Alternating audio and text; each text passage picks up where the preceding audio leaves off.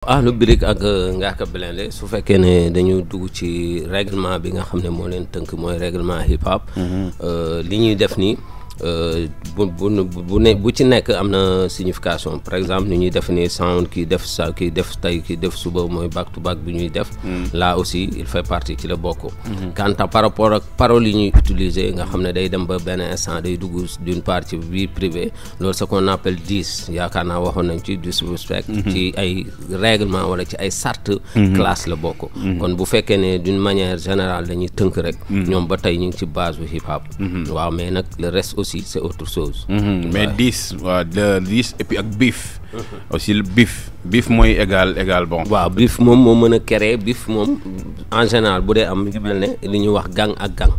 par exemple ay rappeurs yu dajee xeex entre groupe ak groupe whatever. loolu moom mooy beef loolu mooy de vraie signification. même su fekkee am na ñu koy déggee neneen. mais 10 bi nag disrespect la mooy manquer nit ki respect. da ngay dem ba ci dugg ci vie privée am. loolu malgré nit ñi dinañ ko contester parce que aussi ñun dañu am culture mais aussi ci base hip hop la nekk. génnagul hip hop.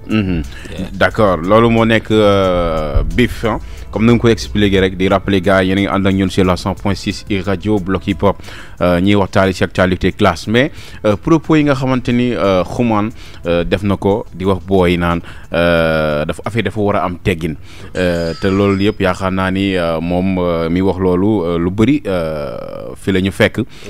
ci ay sound yoo xam ne def na ko mais propos yi Xuman yooyu noonu muy wax ni booy nañ am teggin parce que kilifa yi dañ leen di déglu donc moom Xuman defoon na fi benn classe boo xamante ne c'était entre frères ennemis. ak lu ko jiitu dañ lay bàyyi rek donc nga rappeler juste rek moom Xuman propos yi mu joxe est-ce que moom waru ko woon njëkk si boppam jamono bi nga xamante ne mu ngi rap parce que c'est normal mu ñëw di wax booy naan leen rap bi day am ay teggin ak yooyu noonu quoi. waaw effectivement parce que tam nit ki. à chaque fois que bi ngay def da ngay def selon âge bi nga toll. wala selon niveau bi nga toll pour wax. parfois loolu dina poser problème ci ëllëg boo demee ba xañ na nekk ci beneen niveau. nga bëgg a tourner waat pour que ŋàññ ñi nga xam ne ñoo nekkoon ci niveau boobu.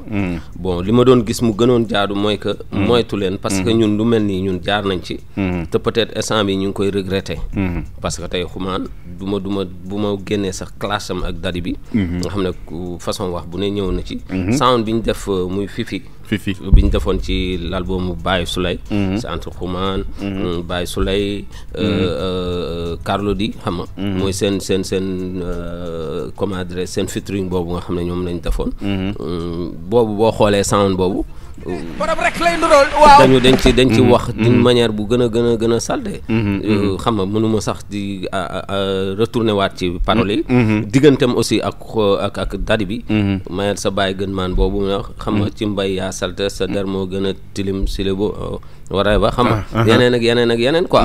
que moom peut-être niveau boobu bi mu ko doon wax selon fi mu tolloon la quoi. c'est-à-dire c'est normal pour que mu indiwaat leen. mais bu leen indi aussi ne ko teg ci ni mu ko war a waxee. juste neneen façon parole yi de du woon gën ngeen koy dugal ci seen rap parce que seen culture et tout da ngeen war a am yar. mais aussi na reveniraat ci que ne ñun de lii dal nañu. ba tey buñ leen wax ne dañuy regretter lii nañu regretter. de ce fait que jaar nañ ci. kon bu leen ci jaar. loolu nag bien avant gënoon na gën a am solo parce que ñun déjà def nañ pas mal des émissions yoo xam ne. ci classe. yu demee nii yëpp wax nañ ko ci. nga wax bien avant peut-être suñu baat mën na bañ a egg ñoom fi seen bos egg. mais kon ñu waxoon ko bien avant teel leen ci conscientiser moo gënoon ñu dem ba tollu fii nii. ñu toll ci. kon loolu day nekk parole yoo xam ne que muy malal ubbi duus bi dugg xam nga ak la ca topp. tey lii ñuy tudd fii tuddoon nañ ko bu yàgg xañ na tuddin bi moo différent. mais malal tuddoon na ko. tuddoon na ko si xañ na moom ci duus la ko yóbbu ñee yóbbu ko ci mbedd mi. c'est ça.